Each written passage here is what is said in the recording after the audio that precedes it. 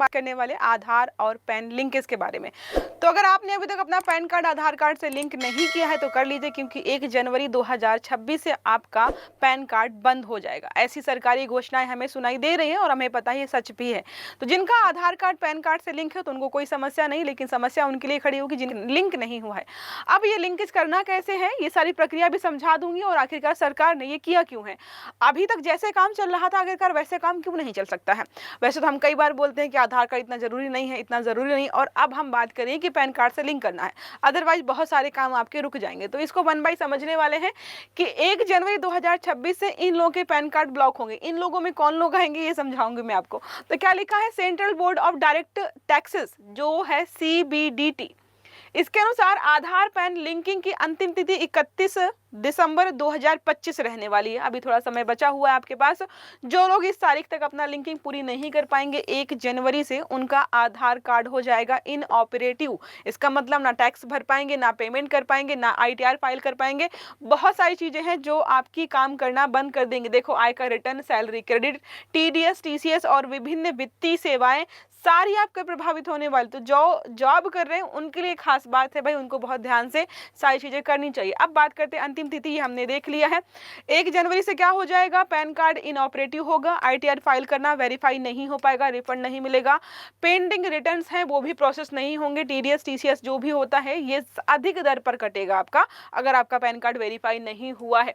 Form 26 AS में TDS और TCS जो भी है क्रेडिट नहीं दिखाएगा। तो ये सारी समस्याएं उनको होंगी जो बेचारे जॉब कर रहे हैं, ट्रेडिंग कर रहे हैं या किसी भी प्रकार से कोई इनकम जनरेट कर। पैन कार्ड का मतलब है कि 50,000 से ज्यादा का ट्रांजैक्शन करना है तो पैन कार्ड चाहिए ही चाहिए। और अगर 50,000 से ज्यादा ट्रांजैक्शन कोई कर रहा है तो जाहिर सी बात है उसके पास पैसा है, रोजगार होगा, बिजनेस होगा, किसी भी तरीके से वो कमा रहा होगा। अब आधार पैन लिंक करना क्यों जरूरी है, सरकार ने क्या तर्क दिया है, क्यों जरूरी बनाया। तो बोल रहे कि भाई हम चाहते हैं कि टैक्स सिस्टम में पारदर्शिता बढ़े, फर्जी और डुप्लीकेट पैन कार्ड जो है वो रोक दिए जाएं। एक व्यक्ति एक पैन की नीति हमारी है, उसको और अच्छे से लागू कर पाएं। ITR फाइलिंग हो गया, साथ में रिफंड वेरिफिकेशन के लिए आधार पैन कार्ड लिंक होगा तो बेहतर रहने वाला है।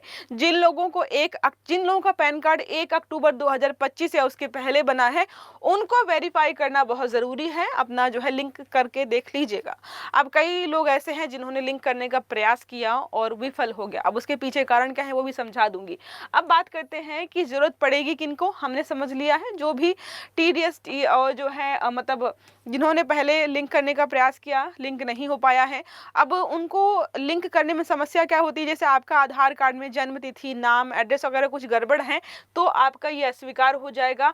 अगर आपका पैन कार्ड पहले से ही ऑपरेटिव है तब भी लिंक नहीं हो पाएगा। पहले आप उसको क्या करेंगे, 1,000 रुपए देकर के ऑपरेटिव बनाएंगे, फिर आप दोबारा से लिंक करने का प्रयास कर सकते हो। अब बात करते हैं लिंक नहीं किया गया तो क्या होगा। ये सारा समझ लिया हमने क्या क्या होने वाला है, साइड इफेक्ट सारे समझा दिए हैं। अब बात करते हैं कैसे लिंक करना। बहुत आसान प्रक्रिया, कहीं जाने की जरूरत नहीं है, आपको घर पे बैठकर ही लिंक करना है। वेबसाइट पर जाना है, देखिए लिखा हुआ है इनकम टैक्स की आधिकारिक वेबसाइट है, यहाँ पर जाइए, लिंक आधार पे क्लिक करिए, ये सारी चीजें दिखाएंगी, सारी जानकारियां भरिए पैन, आधार और मोबाइल नंबर की। इसके बाद एक OTP आएगा, OTP को वेरीफाई करिए। अगर आपका पैन कार्ड इनऑपरेटिव है तो OTP आने के बावजूद भी वेरीफाई नहीं होगा। आपको क्या करना है, पहले 1,000 रुपए भरना है जो शुल्क लगेगा आपका, फिर आपका पैन कार्ड हो जाएगा ऑपरेटिव। उसके बाद फिर से लिंक जो भी प्रक्रिया है उसको ओपन करके फिर से भरना है।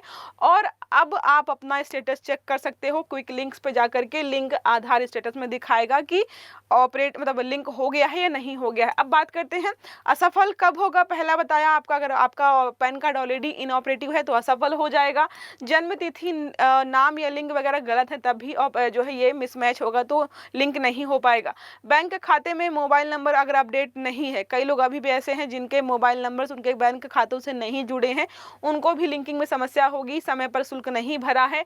और बात करते हैं इससे डेटा अगर मिसमैच हो रहा है, ये सारी समस्याएं हैं जो कि झेलनी पड़ेंगी और ना ही लिंक कर पाएंगे और ना ही आगे कोई काम हो पाएगा आपका। अब बात करते हैं आर्थिक और प्रशासनिक प्रभाव क्या होगा ये लिंक करने से। तो सरकार का कहना है कि टैक्स चोरी और फर्जी पैन बंद हो जाएंगे। फैमिली मैन 2 देगा, फैमिली मैन 3 आया ना शायद, उसमें उनका वो जो लड़का है 18 वर्ष से कम है वो पैन कार्ड लेके घूमता रहता है ना, तो बोलता है कि 100 रुपये दो तुम्हारा ही पैन कार्ड बनेगा। तो अब शायद जो है इस प्रकार के पैन कार्ड बनना बंद हो जाएंगे, टैक्स सिस्टम में पारदर्शिता, रिफंड धोखाधड़ी में कमी आएगी और बेहतर ट्रैकिंग और ऑडिट हो पाएगा। ये सरकार के तर्क है यहाँ पर।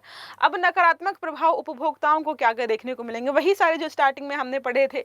अगर ये नहीं हो पाए तो ITR प्रोसेसिंग नहीं होगा, रिफंड, निवेश, बैंकिंग, लोन में, इन सब में जो है लोगों को दिक्कत होने वाली है। तो दिक्कत क्यों झेलनी है, पहले सरकार ने बता दिया है, समय है, मस्त घर बैठे आपको करना है सारा और आराम से कर सकते हैं। आगे की दिशा क्या है, तो डिजिटल KYC और ई शासन को मजबूत करेगी सरकार, क्योंकि सब कुछ डिजिटल हो ही रहा है। आधार आधारित जो पहचान, आधार आधारित पहचान जो हमारी है, इसका सत्यापन थोड़ा सा और आसान हो जाएगा। टैक्स डेटा को आधार से जोड़कर एकीकृत वित्तीय प्रोफाइल, मतलब इंटीग्रेटेड प्रोफाइल बनाना चाहते हैं, सब एक ही जगह हो जाए। क्यों बार बार पहले आधार चेक करो फिर पैन कार्ड चेक करो, तो ये सारी सरकार चेक नहीं करना चाहती है, इस वजह से इस प्रकार की चीजें लेकर के आई है। अब थोड़ा सा अंतर देख लेते हैं, पैन कार्ड और आधार कार्ड में मूल अंतर क्या है।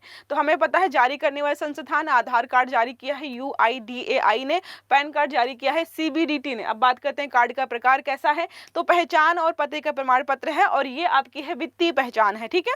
स्वरूप क्या है, 12 अंकों का होता है आपका आधार और पैन कार्ड 10 अंकों का होता है। उद्देश्य क्या है, नागरिकों की बायोमेट्रिक जनसांख्यिकी पहचान स्थापित करने के लिए आधार जरूरी है, जबकि CBDT ने जो पैन कार्ड जारी किया है वो आपका टैक्स से जुड़े जो भी लाभ वगैरह होते हैं उसके लिए जारी किया गया है।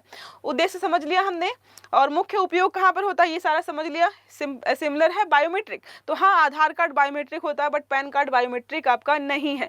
अनिवार्यता, तो अधिकांश सरकारी सेवाओं में अनिवार्य होता है, बाकी पैन कार्ड 50,000 से ज्यादा का ट्रांजेक्शन करने के लिए इस्तेमाल होता है। उम्र की कोई सीमा नहीं है, मतलब 0 से लेकर जितने भी साल के आप हैं कभी भी बना सकते हो। बाकी पैन कार्ड 18 वर्ष से अधिक उम्र के लोगों का ही बनता है। लिंकिंग की आवश्यकता है, पैन लिंक ये हमने ऑलरेडी पढ़ लिया है। लिंक ना होने पर क्या होगा ये भी समझा दिया है। जारी होने का माध्यम, आधार कार्ड आप ऑनलाइन और ऑफलाइन दोनों से कर सकते हो। बाकी पैन कार्ड के लिए आपको फॉर्म जो है 49A होता है, इसको फिल करना होता है, उसके बाद आप ऑनलाइन ऑफलाइन के माध्यम से कर सकते हैं। सत्यापन का तरीका, आधार कार्ड OTP और बायोमेट्रिक दोनों होता है, जबकि हमारा पैन कार्ड सिर्फ OTP से चलता है। सुधार और अपडेट के बारे में आप कर सकते हो, अगर कोई गड़बड़ी हुई है जाकर के बस आपका बायोमेट्रिक होता है और OTP जो आता है आपके पास, आप उसके बाद सुधार कर सकते हो। नेक्स्ट बात करते हैं कानूनी आधार, तो आधार एक्ट हमारा 2016 में काफी नया है। बाकी हमारा जो पैन कार्ड है इनकम टैक्स एक्ट 1961 के तहत इसको बनाया गया है। समझ में आ गया होगा सारा। अगर आर्टिकल अच्छा लगा है, क्लास समझ में आई तो वीडियो